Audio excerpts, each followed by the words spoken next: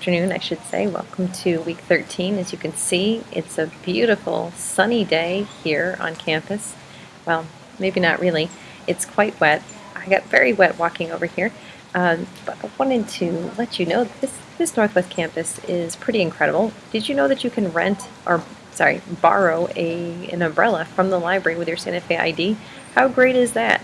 So after I'm done with this video, I'm going to go in. I might just borrow an umbrella so I can get back to my office dry, and I'm going to get something hot and delicious at the Starbucks. So if you're on the Northwest campus at all, keep in mind all these great amenities we have here. We have access to so many wonderful things, including the writing lab. And I want to encourage all of you, if you are on campus, to go in person to the writing lab. It's great. You have free tutors.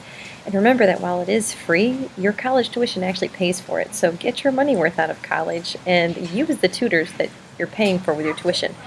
You also have Smart Thinking, which most of you are making access of, but keep in mind Writing Lab is there in person. If you're on campus, it's helpful. With that in mind, I want to explain the revision tab that's come up in the next 3 modules. I'm going to offer the opportunity for you to revise one of the essays that you've turned in. So you've turned in 2, you have the 3rd one coming.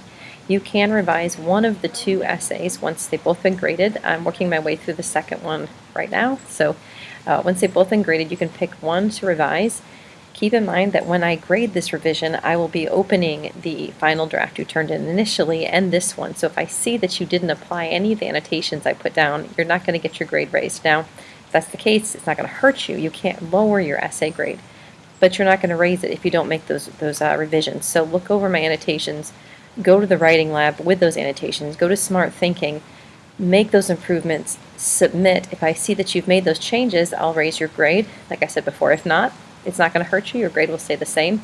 This is just an opportunity to make some improvements so that you can hopefully remember them and apply them to your next courses. This revision is optional, so if you're just happy with where your grade's at, or you just don't have time, then no worries. You don't have to do the revision, but if you'd like to, that's an option that's there for you.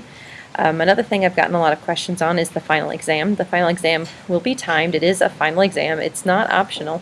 It is 5% of your overall grade. So unlike something like the FCAT, which was brought up in my class today, it doesn't cause you to fail if you fail it unless you were already failing. It's worth 5%. So it has a good effect on your grade. It's solid, but it's not ruinous, I guess is what I'm trying to say. But it does have an effect, so you want to make sure that you take it. It's going to be available for a week, the week of finals, Monday through Friday. It'll be available. And it's going to be online through HonorLock, which means you can take it any time of the day online. It costs $13 per student. HonorLock charges that. They will then access your web camera, and they will view you and record you taking the exam. If they see anything that appears to be cheating, or even might possibly be cheating, they will flag it and they'll send it to me to review. They will also lock down your browsers so that you can't open other browsers, and they will stop you from using copy and paste. All of this is just to make sure that everyone is being on the up and up with their essays.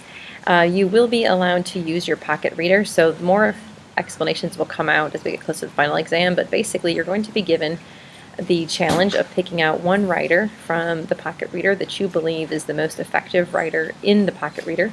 It could be one that we've looked at, or it could be one that you just know and you're familiar with that we haven't looked at. So you're going to take that one author and you're going to explain what makes this piece here, this specific one, the most effective piece of writing in the book. So it's kind of similar to the oral presentation that you're doing, but the oral presentation goes more into background, and this is just going to focus on that specific piece of writing. So let's just say that you were talking about Virginia Woolf. In your oral presentation, you're going to go into who she was, what she accomplished, what else she wrote, and what makes her the most effective writer in general, whereas the final is going to focus more in on just that one essay that's in the pocket reader. Hopefully that makes sense. If not, shoot me an email, but keep in mind that there will be explanations on the final, so I'm just trying to give you a little bit of a heads up. So what you can do heading into this is keep an eye out for what author you want to focus on and get familiar with that author. You can use the same one for the oral presentation and the final essay. You can also have one note card on which you take some notes so that you go in ready. And so you've got the book, you can draw directly from it in your essay. You've got one note card, but you may not have anything else. And you can use those things to create an essay in which you argue that this is either an effective or an ineffective essay. So be using your skills that we've been working on all semester for that. Looking at the oral presentation, it's an oral presentation, but you will either be you'll be doing it online. You won't be doing it in person. Unfortunately, I do enjoy them in person.